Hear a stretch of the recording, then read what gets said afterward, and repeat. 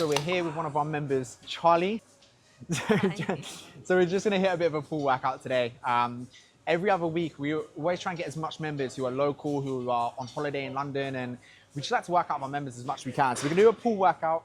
It's gonna be a mixture between form, breaking things down for Charlie, but you'll also see how I train. You'll see all of the raw behind the scenes of our workout. So we've already done a little bit of a warm up just in around rotator cuffs. We've done a couple of internal, external rotation because mine are a little bit weak. But we're gonna start with a single arm lat pull down. I personally prefer a single arm lat pull down. I feel like I can get a much better contraction and focus on the side of the muscle working a lot more. So we're gonna warm up and then we're gonna get into the workout. Ready for a full workout? Yes. Excited? Get pumped. So the first couple of sets, well not first couple of sets, the first set, we literally just get super lightweight, get the moving pattern going, getting your body moving in the right way, and then we load the fuck up. Oh. I was looking at that, thinking that was what I was about to pull down. I was thinking, is that warm up? It's almost when you get a surprise. You go thinking it's gonna be really heavy, you're like, oh fuck. Yeah. There you go. If you come too close to the body, you're gonna be working more of the arm. Okay. So come down, stay far away. There, you wanna get elbow to back pocket as much as you can. Like that? Yeah. And then if you wanna make it even better, lean your body weight over to the right slightly. So take your left arm, if you place it slightly on right, and then just lean in and twist into the movement as well. Nice. Try to keep your torso upright a little bit more. There you go. So small details, but for me, I personally find it hits my lats so much better. If you have attachments like this is a little bit narrow for my liking, but if you have a wider attachment like this, for me personally, I find that is so much more comfortable as a grip in comparison to like a really super long bar. So if you have these style of attachments, even better. If not, I personally prefer just using a D handle. So a handle on your lat pull down and doing single arm, you get so much better contraction when you're focusing on one side unilaterally as opposed to both at the same time. Because as well, if you use a bar and if you've got an imbalance, let's say your left is stronger than your right, and you're gonna come down, your dominant side will take more of the weight and that imbalance will get even bigger. So that's why I like unilateral movements as well. All right, let's get to it.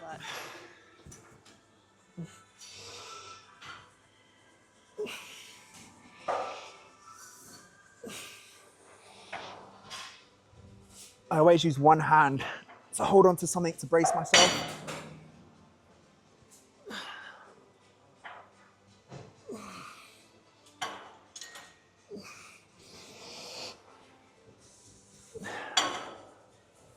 This is really low down. You almost got to really lean back just to get a full range of motion. It's not the most ideal lat pull down machine I've ever used.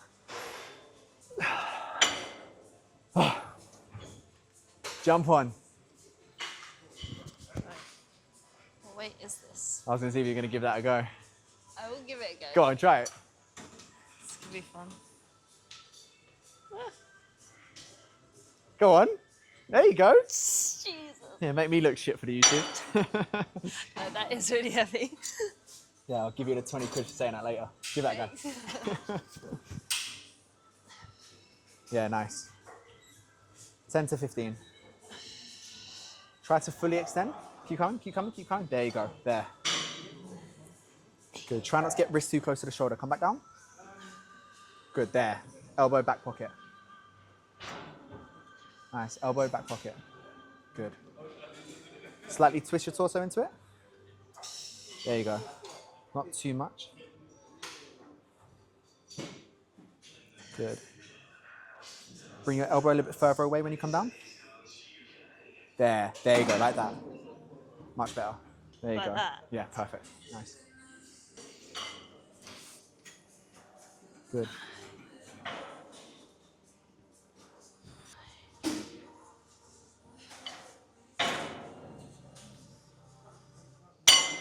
Love it. Good stuff. See how I'm slightly twisting my body weight over? Yeah. I'm really twisting into it a little bit.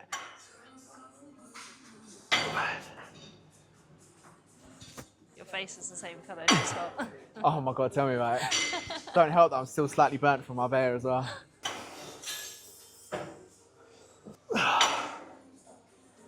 This machine's shit. What weight did you have it on? 112, I think. No, I'm joking. So like that. Yeah, that just biases the lats. Hits a bit more of the bicep as well, to be fair. You can't hurt yourself having more developed arms, can you? Okay. From set 1 to set now, how do you feel form-wise? Does it feel more Yeah, it feels more normal. contracted? Yeah. You could even do it on your knees beside the bench, but then it just becomes a bit overcomplicated.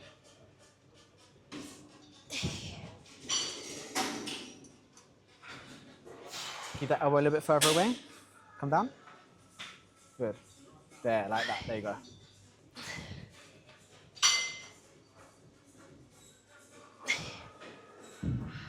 Strong. Come on. Last couple, I'll do them with you. Come on. One more. We'll do it together. Will we fuck? Look at that strength. Good. Good stuff. We'll move on to the next one. So exercise 2, we're going on to a dumbbell row. Again, there's not really like a perfect, well, that one's broken. There's not really a perfect, most optimal way to hit a pull workout. A lot of it comes to preference, but also the way you want to develop. Like for me, my lats, I want to develop a lot more. So I'm doing a lot more lat bias movements. That's what we're going to do on a row. So put one arm against, take two. So if you stand right next to it, literally take 1, 2, 3. 3 steps back. Lean forward with one arm against here. Now, if you're working your left side, bring your torso down a little bit. If you're working your left side, put more of your body weight onto your left hip. Then you're going to row with your left arm here. And you're going to try and get the dumbbell, or your elbow, sorry, to your back pocket. So like that. Yep. Good. I like the stretch as well. So you're really stretching the lat. Nice. Sometimes if dumbbells are a little bit awkward, if you twist slightly, you can kind of get away with getting a little bit higher up. Just so this part of the dumbbell comes past the leg. Yeah, nice.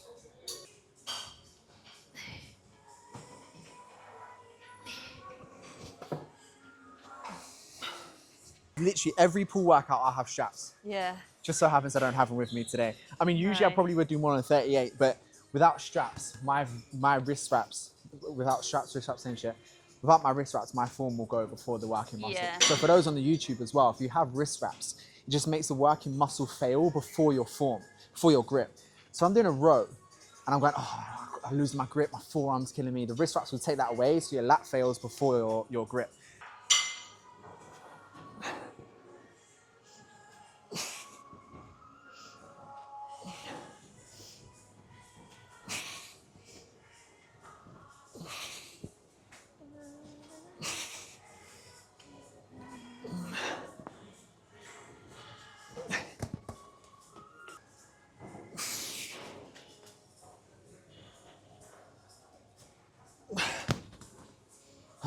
Fun. I have a question. Shoot. Do you think people should track their calories? 100%. I mean, if you've got a bad relationship with food and you find tracking's making it worse, maybe not, but for the most part, what it does is it creates awareness and education around nutrition. So when you have awareness, you can be more predictable with your results. So if I know I'm eating 500 calories above what I know I should be because I've tracked my food, I'm aware of that, and I go, okay, for lunch, instead of 300 grams of rice, I'm gonna have 200 because I'm now aware of the fact that I was eating more. There's also education. Like people have, if you really want to be depressed, you have a dollop of peanut butter in your food. At that point, you're going, oh my God, I didn't realize so much calories was in a dollop of peanut butter. So like, you become a lot more educated about the food you're eating as well, which means it's probably one of the best things you can do for education and awareness, which makes your results even better. You may see me having caffeine in the gym as well. It's not the most effective way to do it. Like, if you have caffeine, it usually takes 30, 45 minutes for it to kick in. So if I want the most energy, I'll have something like this before I train. Just so happens today I had a very busy morning. I didn't have my caffeine prior. And it's also psychological for me. If I have it in the session, I almost psychologically feel to me that I'm gonna have more energy. So that's why I'm having it in the gym. But if you want the best caffeine effects, have it before you train, not during.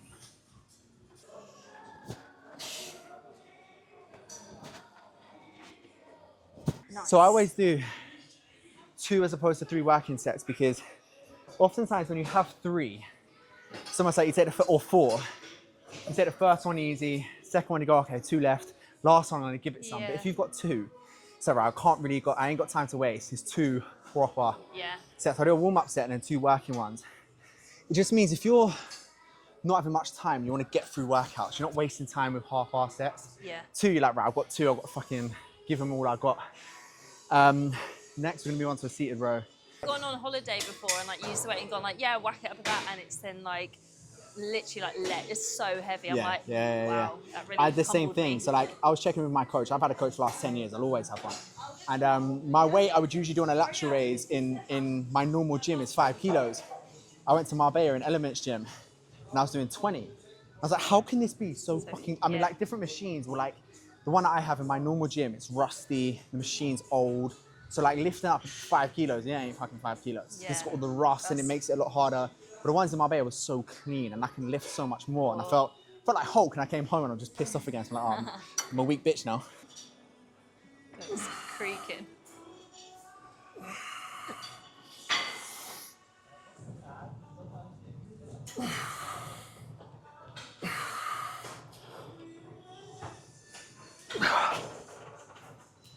That felt really weird. That's not 100 kilos. This is a prime example. I wouldn't do 100 kilos in my usual gym. Oh my god. My feet aren't even on the floor. See, on this one, we're gonna work more of the upper back, rhomboid, trapezius. Keep your elbows nice and tucked in.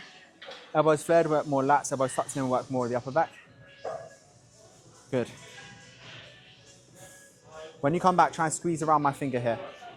Keep going. There you go. Nice.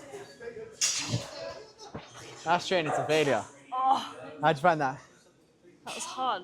Uncomfortable? Yeah. Very uncomfortable. Even as a coach, I can get carried away. I just watched my form back and thought, you know what, probably could have been a little bit better, a little bit more, too much rocking. A little bit of protraction is okay, but then if you're trying to rock back too much, using that momentum just makes you swing the weight forward. So I full racked it thinking I was the man, but I look back on the form and it's kind of almost swinging that weight back a little bit. So this one needs to be hit with a bit more control. I'll slow it down. Yeah, but it's not really the tempo that was the issue. It was the fact that I was rowing back with it as well. Just because I full racked it, it was probably too heavy to do properly. And my ego's too big to take it back down now. So that little protraction's okay, but I'm staying planted against the bench as opposed to what I was doing before, which is that. So I'm staying planted, my feet are flat.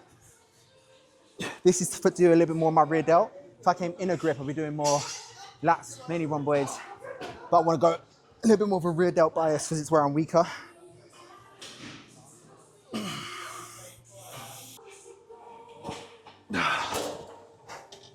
Not a drop set, I'm just going to drop it down to go to failure.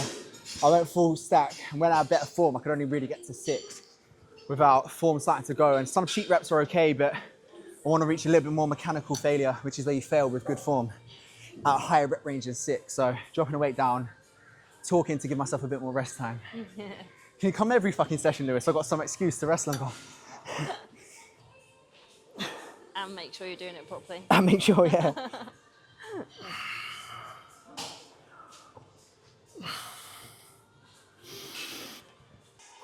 Nice. Just take a look. Look at that weight she's doing. Fucking incredible. That's an SBB client right there. Good, keep those elbows tucked in, nice. Good.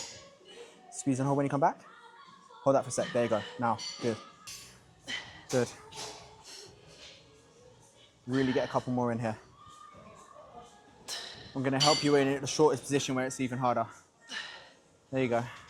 Come on. Give me 2 more, 2 more, 2 more, 2 more, 2 more, come on. Last one, I'm with you on the last one. Come on. Nice. Hard. Well, I'll tell you what, while we're here, tell them a little bit more about what you do, because you're busy. You don't have time to spend hours dancing around the gym. So tell them a little bit more about what you do. So I ride horses, so obviously that keeps me quite fit. I have my own horse. I ride a lot of other people's horses. But I also run my own business, so I have to do a lot of work for that. And then I also have another job, which is sort of on a social side. So again, a lot of kind of work that I have to be doing. So the gym is a case of I have to get in, get it done, and get out, because otherwise there's just not enough hours in the day. Yeah, absolutely. But I love going to the gym. It's like my time to kind of be on my own, clear my head. any frustrations, any kind of like things that have like got to me or whatever, I can just take it out on heavy weights. And that's when I have the best sessions. So I always tend to go in the morning, get it done. That's just personally how it works better for me. But yeah, I always try to make it a priority, just the same as, you know, riding my horse or whatever. Yeah, but people look at a body like yours and go, my God, she must be in the gym 7 days a week, training for hours. And yes, the horse keeps you fit, but it doesn't really develop strong muscle tissue, right? Like your legs will be strong, right? Yeah. But you're not going to have very well-defined physique from horse riding. No. But let's not look at your physique and go, okay, if that's the case, you must be in the gym all the time. You train 3 days a week on the upper end, sometimes Yeah. two. Yeah. 45 minutes, more or less workouts. Yeah. So if I'm like on a good week, like 4 or 5, but when my like schedule's really busy, like 2 to 3 times, and I'll just make sure I really kind of go in for it. But yeah, That's proof of concept. I mean, you can go gym 2-3 times a week. Even on the busier weeks, they don't happen. The quieter weeks, they don't happen often, do they? Like once in a blue moon, you might go, I'll get 4 in this week. But 100%. like, even looking at like your programming, like usually 2-3 times, 3 probably I'll say is a fair average. But then you've got physique like that, because when you're in the gym, you don't just go, oh, I'm gonna lift some weights. It's like, right, I'm in here, I'm fucking getting some shit done. It's like the consistency. So like for me, having the same workouts that I go in and I do, and I'm just pushing the weight and upping the weight and the reps, and having that consistency with that, but also the food side of things. Like I have such a better relationship with food now. So like when I don't get time to go to the gym, I don't feel guilty, because I know that my body is still, you know, with the muscle that I do have, the exercise that I do, I'm not going to be getting fat because I've not gone to the 100%. gym. Like I have that lifestyle in place where now it doesn't matter if I don't go to the gym 5 days a week. I can still maintain muscle tissue and the physique And I that think I you're have. well educated as well. I think it's so important for Yeah. women on their transformation journey to not just go, okay, I want to get a result in and out, because there's a 92% rebound rate. You're going to go back to square one. Yeah. But when you're like yourself, you're so open to understanding, okay, why does this work? How does this work? So now you're set up for life. Like you say, if you miss a gym workout, you're not like, oh my God. It's like, cool, I'll go tomorrow if I got time. Yeah, it literally used to stress me out. Like I would be so stressed out. Yeah. Whereas now I'm just like, it's fine. Like I'll just have more energy the next time I go, and I can just push 100%, heavier weight. And I think like that's why we created a full education system in the program as well, because you can actually go, look, you're gonna learn loads from coaching, but you can learn so much through the classroom that you go, like if I have a meal out and I fuck up, here's what I do. If I miss a workout, here's what I do. If I don't know, have low energy and I feel crap and my sleep wasn't great, here's what I do. And when you've kind of got that knowledge, it almost gives you a layer of security. And I feel safe in my result now. I don't feel like I'm gonna lose it because I'm educated. And that stops that fuck it moment where you go, I'm just gonna throw the whole towel in. And that's why that's why you say, I know you say consistent because it's your lifestyle, but that helps women with consistency. Oh, and also having more muscle, like building muscle weight training helps keep the body fat down anyway. Whereas like I know a lot of people that will just opt to go for a run and they'll run and they won't really change body shape. Whereas they'll say to me like, oh, your physique's like so good, like you've got such shape, you've got muscle with this, that and the other. But it's because I lift weight. Like I don't run. I do enough cardio on a horse and that's it. And I'm always walking around moving. But my kind of go-to exercise is walking. I love going for walks. 100%. But weight training is the only thing I do in the gym. Oh, absolutely. Was you ever scared at one time that, you know, weights make me bulky? Has that, because I mean, everyone, have you ever been scared of that before in the past? Oh, 100%. Like the amount of people that were like, if you keep lifting weights, like you're just going to look like a bloke. And I was just like, oh God, like subconsciously, I was still training weights, but it was finding the right balance between the workouts and then dropping the body fat. Because yes, when you are carrying a lot more body fat and you're training muscle and weight, you do look a bit more swollen. But when you then start the process of dropping the body fat but keeping the muscle, that's when you then get to see all the definition, and then you're like, oh, this is actually all worth it. And like the muscles underneath aren't big, like, but they're defined. 100%. And you know, some people. It's a feminine toned bikini body hourglass style physique. Like if you want to build a feminine toned hourglass physique, you're not going to do so with just cardio. And you know, like going, oh, I'm going to get bulky lifting weights, like saying, oh, if I sing in the shower, I'm going to become a pop star. It's like, if only it was that easy. Like you've got to train 10 plus years, super consistent and diligent with every meal, no social events, and you might get a physique that some might consider bulky. If that's what you like, that's what you fucking like. But if you don't, you won't get there by accident. You build muscle to the point where you go, I look in the mirror, this is where I want to be. Now I train for maintenance. Yeah. You're not going to wake up and go, oh, all of a sudden, it's like, fuck, if only it's like, you would notice it. If only it was that easy, right? No, literally. Right, let's move on to the next exercise. So we just done the lat pullover. Lewis's battery ran out, so we changed the batteries. We done a lat pullover. So that was just literally coming to the cable machine, leaning right over, coming down, pulling up for the lower lats. So we've done that one just now, and we're gonna move on to a rear delt fly. I personally like doing this on a cable with a crossbody, but the cables are busy. So if they're busy, you improvise. So we're gonna go to a rear delt fly. The biggest difference if you want to hit like the lateral head, which is the middle of the shoulder, to your rear delt, a lot of it's your hand placement. If I'm doing a normal lateral raise, my hands and palms are facing my body. If I now want to hit my rear delt, I just turn my palms to the back of the room. Even just like this, that's going to hit my rear delt a lot more. But for a little bit more contraction, I bring my feet forward slightly, shoulders back, chest up, and lean over. And I do my rear delt flies like this.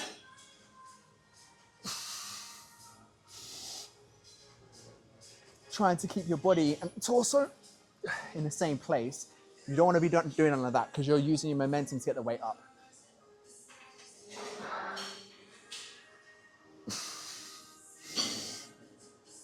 And at the bottom, I'm trying to pause. So what I'm not doing is using my momentum to then swing it back up. I pause at the bottom, just use my rear delts. And it's an absolute fucker. Yeah, you fuck.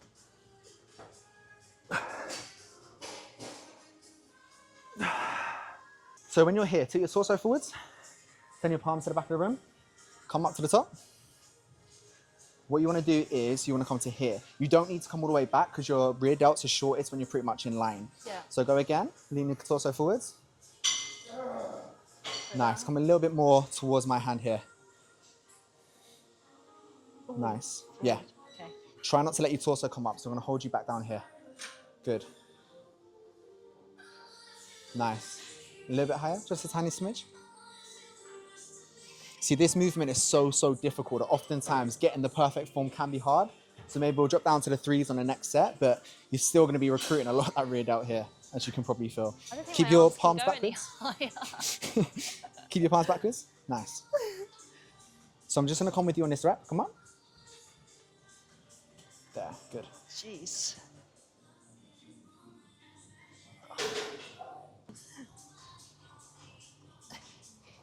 Nice.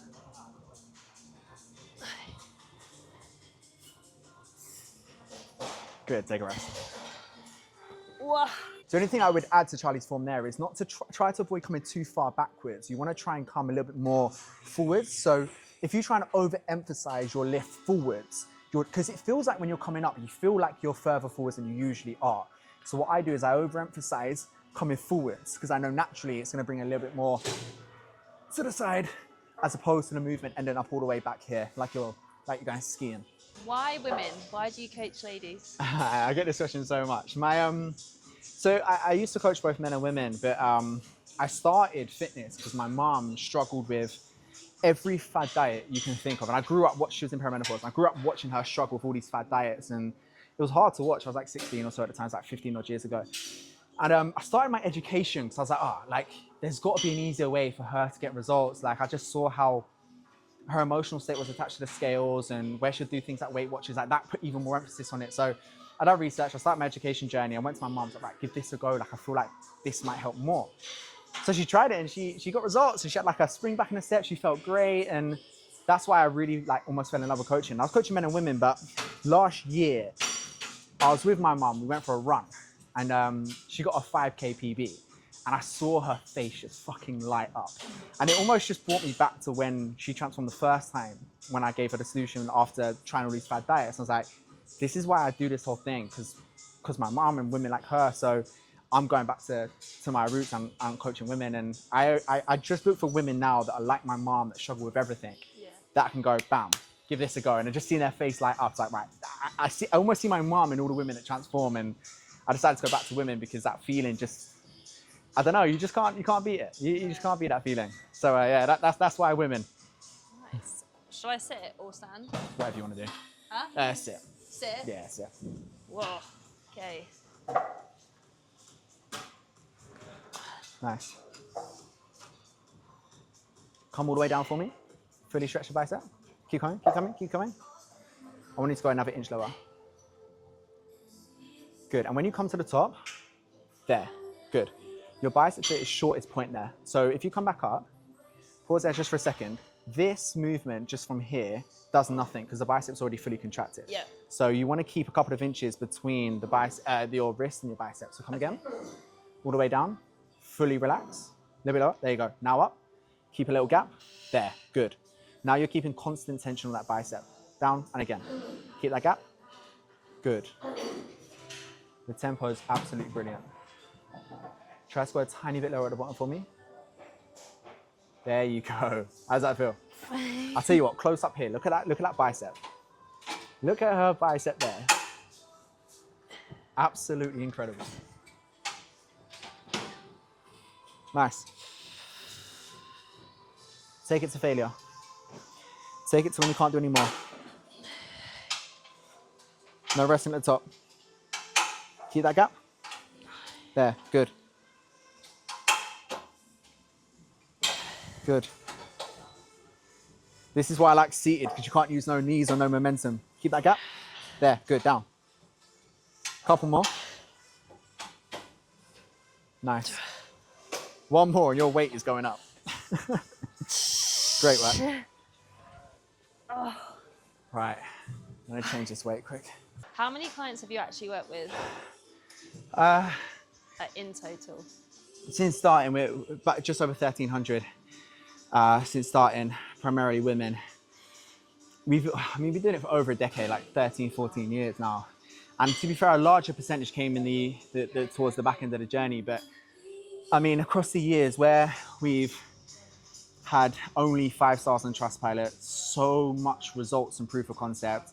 Like even the likes of Forbes magazine and Apple News reached out to write articles because we've done so much for women. That obviously that does make other women go, okay, I guess this thing has some merit. Like there's no way all of these women transform and it's, 1,300 coincidences. Like it's not how it is. So because of that, there's obviously a lot of demand and we only really accept 15 to 20% of applicants because we guarantee results as well. Like you've probably seen our things, like anybody's owner, you don't pay. But for us, like the reason we can have a guarantee is, yes, we have the systems and the experience and the team. So we're not just like a one-man band. We've got psychologists, nutrition training experts. And the reason we guarantee it is because we only have women come into the program we truly feel we can transform. So when we have a call with them, if we don't think we can transform them, we know in 6 months' time, if they don't transform, we're like, we haven't fulfilled our promise. So we only bring people on board we know we can fulfill that promise. So that 1,300 could have probably quite easily been 3,000 plus. But picky is the wrong word because we want to help all women, but we're not naive to know that we ain't the best fit for everyone. There's people that will have other coaches that'll be better. And that's okay. But we know the type of women we transform who are coachable, committed, usually quite career driven, quite busy. They're the women we know we can transform. So if someone comes like, I want to be more flexible.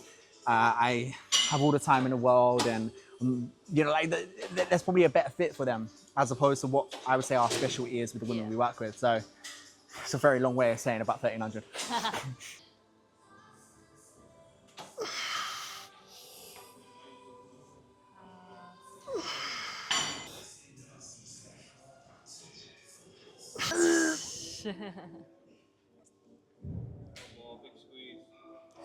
Oh, you fucker. Oh. Fuck off, Lewis. So that's the end of the, nearly the end of the workout with our member Charlie, who's come down to train. How did you find the workout? Good.